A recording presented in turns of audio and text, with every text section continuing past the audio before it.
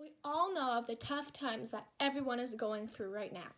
But if we can all spread a little bit of hope to someone else, we can make people feel optimistic about the future and not sad and focused on what's happening now. How I'm going to help spread hope is something I call Hope Tree. I got this idea from the book Wish Tree. In this book, people will make wishes on ribbons and tie it to the tree and hope that they will come true. For my Hope Tree, I'm going to write little messages of hope and attach it to my structure that people can read as they walk by. Another thing I'm going to do is an idea I got from my old preschool teacher, Annie. At the end of the year, Annie would take the entire school on a hike through Harrison Park. At the end of the walk, there would be a tree full of lollipops. I'm going to attach these lollipops for the kids. I know that when I got my lollipop, I felt very happy and joyful. So I hope I can spread that feeling to the little kids in my community.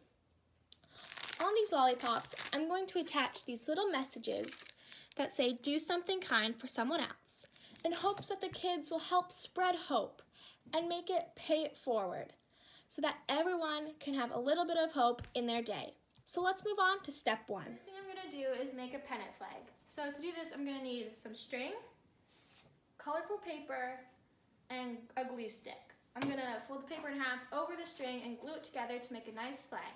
Then I'm going to use lots of different colors and the number of letters that I need to spell out my nice message. First step was to make this nice pennant flag, and now I am sticking some letters on it so that it says have hope. So this is the last one.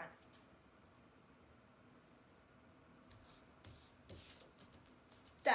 Alright, so now that I've made the pennant flag, I cut out these little pieces of paper that say do something kind for someone else with a smiley face. And these are going to be attached to these lollipops, which are going to be attached to the structure with these mini wooden clothespins. The point of these pieces of paper is pay it forward. So I did something nice for the kids or just for the adults, and now they should go do something nice for someone else. And these lollipops are just something nice for the kids. It's probably very boring being at home by themselves all the time. So now let's go make some nice messages for everyone to read. Now I'm going to be writing some nice inspirational messages that people can read as they walk by my Hope Tree. So I have this piece of paper here and some big plastic clothespins. I'm going to write a nice message on this piece of paper, cut it out, and attach it to these clothespins so I can attach the message to my Hope Tree so people can read it as they walk by with their kids or with their dog. Okay, so I've made a few inspirational messages that are attached to clothespins. I'm going to make a bunch more, but here are just 3 examples.